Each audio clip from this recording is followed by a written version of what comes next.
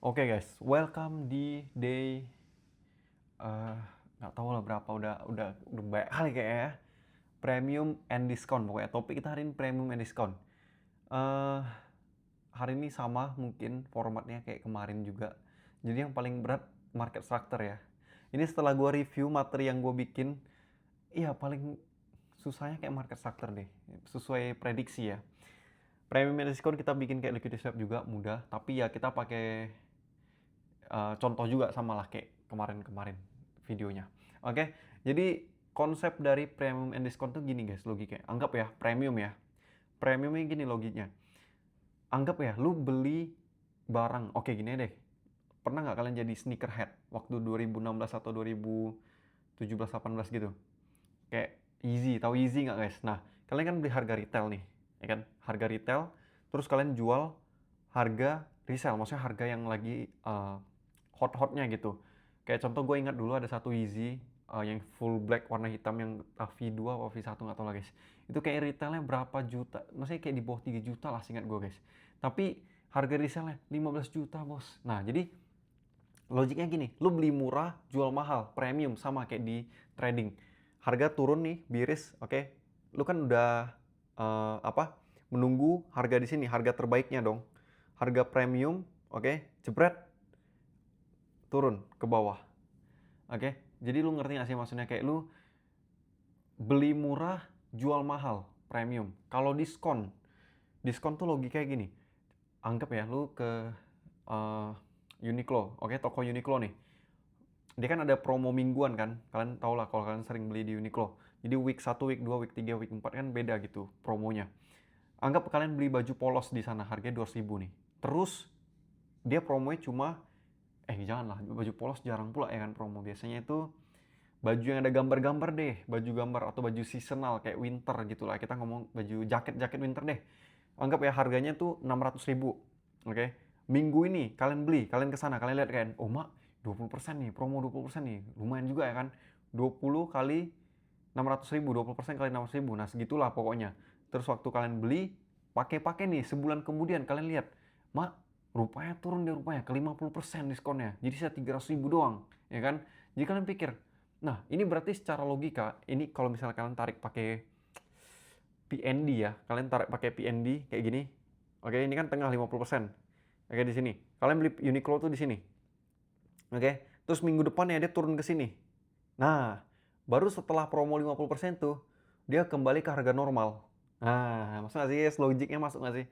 Sama ini kayak premium and discount. Jadi diskon itu berarti kalian kalau mau beli barang nih, make sure itu harganya udah the best gitu, best deal, udah turun kali lah bahasanya.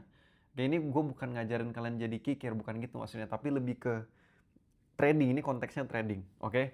Jadi eh premium juga sama. Kalau kalian main Growtopia, oke? Contoh kalian mengarbitrase ya. Contoh kalian beli di itemku nih. Ini gue cerita sedikit ya. Dulu gue main Growtopia ada satu Diamond Lock ya. Itu harganya masih 95.000 kalau nggak salah. Gue beli di itemku. Oke, gue dulu sekolah di Batam ya kan. Ada sekolah National Plus gitu. Jadi menurut gue orang-orangnya mungkin nggak ngerti ya kayak gitu. Jadi gue beli di itemku harga 95.000 depan sekolah gue, sekolah swasta. Oke, jadi sekolahnya tuh gini guys, seberangan doang gitu. Gue jadi reseller Diamond Lock terbesar di kawasan sekolah itu guys. Jadi logikanya gini, gue beli Diamond Lock 95.000, oke, gue jual ke mereka 105.000. Oke, bagi mereka, anjir murah kali. Padahal udah untung ceban gue bos. Jadi waktu SMP tuh udah lumayan gacor lah guys tuh ya. Segi finance tuh udah lumayan kali guys. Gue bisa bayarin makan orang yang gue suka kan dulu. Sekolah kita ada lah jual donat lah, telur gulung, gitu-gitu lah bisa gue bayarin guys. Orang sekali untung satu del 10.000, telur gulung cuma 1.000, beli 10 dah gitu, udah mantap kali lah. Jadi itu juga lah konsep dari uh, premium and discount ya. Mungkin di konteks premium ya, lu beli murah dijual di harga premium, tapi ini kita ngomongnya dari segi uh, lokasi ya. Lu jualnya bukan di online, lu jual offline gitu. Jadi orang kayak bayar lu 110.000, lu kasih dia 1 DL, sedangkan lu beli di online nya 95.000 gitu loh guys maksudnya. Oke lah, kita masuklah ke topiknya. Yaping kali ya kan, panjang kali yaping nih, 5 menit yaping doang. Oke, masuk. ke premium and discount. Oke, jadi basic banget ya. Break of structure, ada swap, harga masuk seperti ini, jepret ke atas kita ekspektasikan. Liquidity swap, break of structure, harga masuk sini, jebret, kita ekspektasikan ke bawah. Oke, inilah konsep simpelnya. Kalau ada yang nanya settingan Fibonacci gue seperti apa, seperti ini ya guys. Silahkan kalau kalian mau ikutin, nggak juga nggak apa-apa. Oke, kalau misalnya kita lihat di sini, balik lagi ya, ingat aja rumusnya. Harus ada yang namanya BOS, oke? Kalau misalnya harga masih di sini, oke? Bukan berarti lu tarik Fibonacci seperti gini ya kan? Belum jadi nilai bahasanya, ibarat belum jadi nih. Harus tunggu di break sampai terjadinya retrace sedikit seperti ini baru lu tarik Fibo gitu. Jadi ke titik tertinggi, bukan ke tengah di sini, bukan di sini, bukan di bukan di tengah sini juga lah. Pokoknya di titik tertinggi dari titik terendahnya seperti ini. Ya sama hal ya seperti kondisi di Biris, oke? Jadi ya high to low, ini low to high. Oke, ini untuk basicnya. Kalau misalnya kalian market structure yang day trade itu kalian sudah menguasai, ini nggak usah jelasin banyak sih. Ini nggak usah jelasin banyak sih, yakin lah gue. Lanjut ke advance. Nah ini yang lebih ribet ya. Oke, gue jelasin satu-satu ya. Kita mulai dari eksternal dulu. Ini high, oke, agak gede ya bulatnya. Ini kan high, ini adalah low, oke. High, low, oke. Dari sini kan udah jelas ya. Udah jelas eksternalnya ya kan. Seperti ini, oke. Ini adalah internalnya guys, permainan internal. Ada internal break di sini, oke.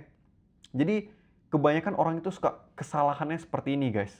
Dia itu menarik dari low yang ada di sini ke high yang ada di sini gitu. Dia bukan menarik dari low yang ada di sini, oke. Jadi contoh nih, high-nya di sini, dia nariknya dari sini, bukan dari sini. Nah itu yang menurut gua jadi kesalahan gitu guys.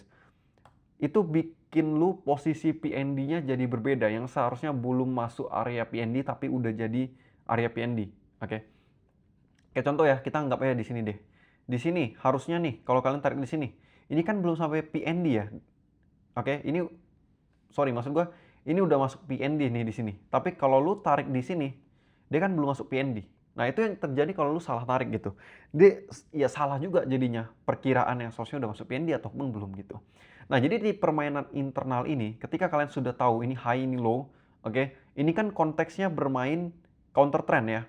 Ada swap, ada internal break, oke, internal to internal penarikannya. Jadi kalau misalnya permainan internal, ya tarik dari internal to internal, bukan internal to eksternal gitu. Jadi bukan dari high yang ada di sini ditarik ke low yang ada di sini, tapi ke sini. Oke. Sama juga kalau misalnya kalian lihat di sini ada permainan internal, bukan berarti dari low ke sini ke high yang ada di sini. Salah ya. Dan ini juga yang gue bilang gitu, kayak lu boleh bermain internal, tapi ya lu tetap harus ngelihat eksternalnya seperti apa. Oke. Lanjut, ini udah kita bahas counter trend, ini juga penarikan internal yang benar. Nah, ini ke reversalnya. Oke. Dari di sini POI-nya masuk terjadi intra break, ada swap dari low to high di sini, masuk ke bawah sini, oke. Ini masuk ke area PND-nya dan dilanjutin ke atas sini. Jadi bukan dari low di sini tarik ke entah kemana lah kalian tarik itu ya kan, ataupun belum terjadi barang itu ditarik pula ke belakang sini ya kan. Bukan seperti itu ya, tarik dari low to high, simple aja seperti ini. Sama di sini juga, ini adalah continuations dari low to high, internal break, ada swap. Ingat rumusnya, tahu titik tertinggi, titik terendah entah dari internal atau eksternal baru kalian tarik Fibonacci-nya. Jangan sembarangan anjir. Maksudnya kayak sembarangan tuh beda banget guys jadinya. Kan belum sampai PND udah jadi PND gitu kan. Ntar lu sama temen lu deh contoh berkomunikasi. Bro, gue lihat nih audio USD sampai PND nih. Enggak belum bro. Terus lu kasih lihat lu penarikannya internal ke eksternal. Gue jadi teman, gue pukul pakai panci langsung pam gitu. Kayak ini karena lu salah lihat doang, gue bisa rugi jutaan gitu kan. Karena lu kasih conviction seperti itu, bisa jadi gue pikir ya juga ya kan. Oh, udahlah kita ikutin aja si kawan ini. Ternyata aduh bro, gue lupa bro. Ternyata harusnya tariknya dari low sini bro. Udahlah kayak gitu. Udahlah kayak gitu ya kan. Siap-siap aja kan masuk ring tinju kita gitu. Oke, masuk lagi ke sini. Biris, ada swap, break of structure. Oke, ini sama logiknya kita pakai ini high ya kan. Ini ada low. Oke, ini high. Ini low. Oke, udah dapet nih eksternalnya. Oke, dapat lah ya. Simple ya. Sampai sini, oke. Gua ngelihat ini ada swap nih, kata Cornelson. The swap trend katanya ya kan. Break high to low, PND ya, ingat ya, high to low, internal trend, entry, jepret, take profit di low di sini, oke. Break ke area low-nya, ini kan lower low, oke, lower low. Counter trend kata Cornelson, ada swap, internal break, PND dari low to high, masuk trend ke sini, take profit on high, maksudnya high di internal, oke. Kata Cornelson, reversal trend, oke. Masuk ke area POI dari eksternalnya, eksternal to eksternal, oke. Masuk area POI di sini ada swap, internal break. Masuk ke area PND di sini, high to low, internal sekali lagi, oke. Take profit, internal juga. Bam, di sini, oke. Kata Cornelson, kalau nggak dapat leg 1, lanjut ke leg 2 atau leg 3, continuation trade. Oke, masuk ke area PND, ada swap, ada internal break, high to low from internal, entry, take profit di sini. Bam. Simple nggak guys? Masterpiece nggak ini guys?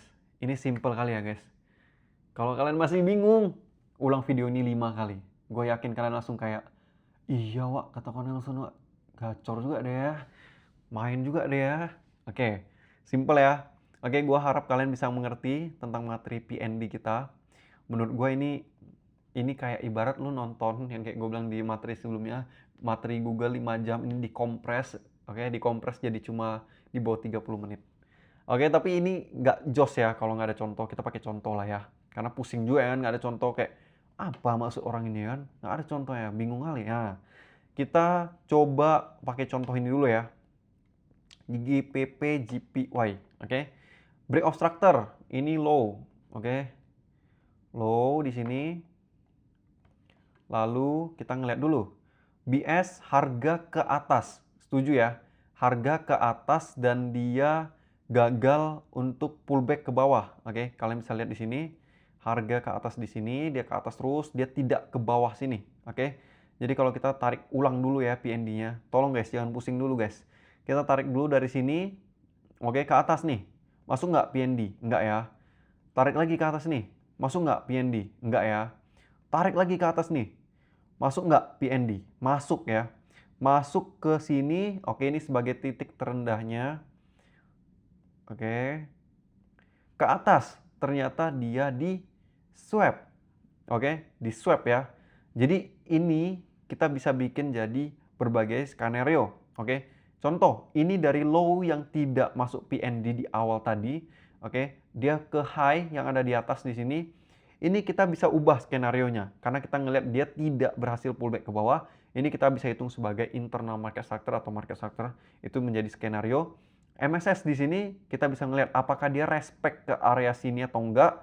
Mungkin kita bisa mencari sell untuk counter trend ke bawah. Oke, karena dia tidak menyentuh 0,5. Lalu kita ngelihat lagi di sini ada order block. Oke, ini high-nya dia tetapi di swap sampai atas sini, oke, price swap high dan dia nurun ke bawah di sini menjadi break of structure, oke. Di kondisi sini orang pasti bingung kan, Nel, gue bingung anjir kok, sumpah kok, ini yang mana bener kok, ada BS, di sini ada swap kok, gue ngambil sell apa ngambil buy sih. Nah, jadi di sini tuh ada teorinya gini guys, ini adalah original structure-nya atau old structure-nya. Kalau kalian masih ingat materi kita yang pertama market structure, ini adalah old structure-nya, ini adalah new structure-nya.